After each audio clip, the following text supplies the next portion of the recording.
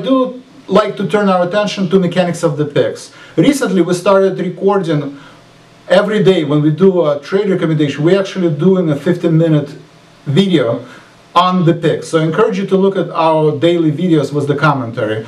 Today, we're going to talk to Joe and find his perspective on two of the trade recommendations that we've done recently. One was Celgene that we did on Sunday, and one is Apple that we did last week ago.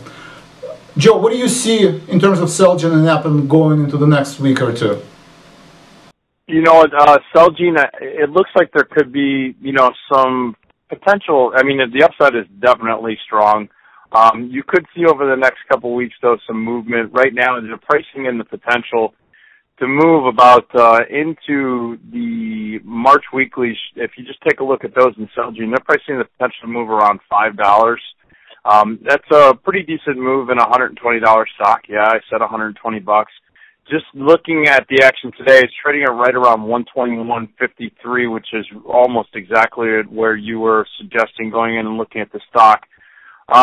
Taking a look at the option picks, you know, you're going to see that the 110 calls are going to be trading roughly around $13. Any volatility move, right now the volatility change is right around 20%.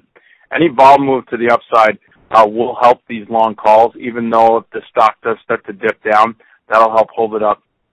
If you do, in fact, see that the vol does start to move, take an advantage of looking at selling maybe the 120 calls like you did, or initiating the 110, 120 call spread. You put it out there, it's a $10 spread for 705.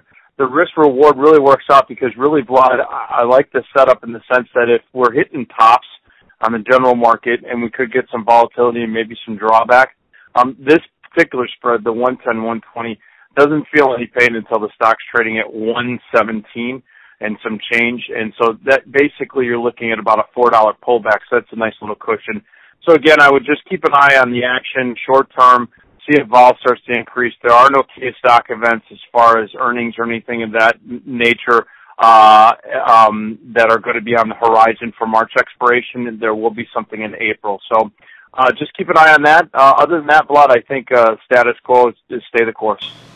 Thank you, Joe, for that insight. And again, this is the most popular question is how do you adjust your position and when do you know when to close position? Our take is sell into strength. If you see that stock move 2 to 3% in your favor in a short period of time, week or 2 weeks, and you can make 30-40% on your investment, close that position. Because the probability of closing right now when the stock moves 2 to 3% is 50% higher than stock remaining at that elevated level by the expiration date. So you can find more information at tradespoon.com.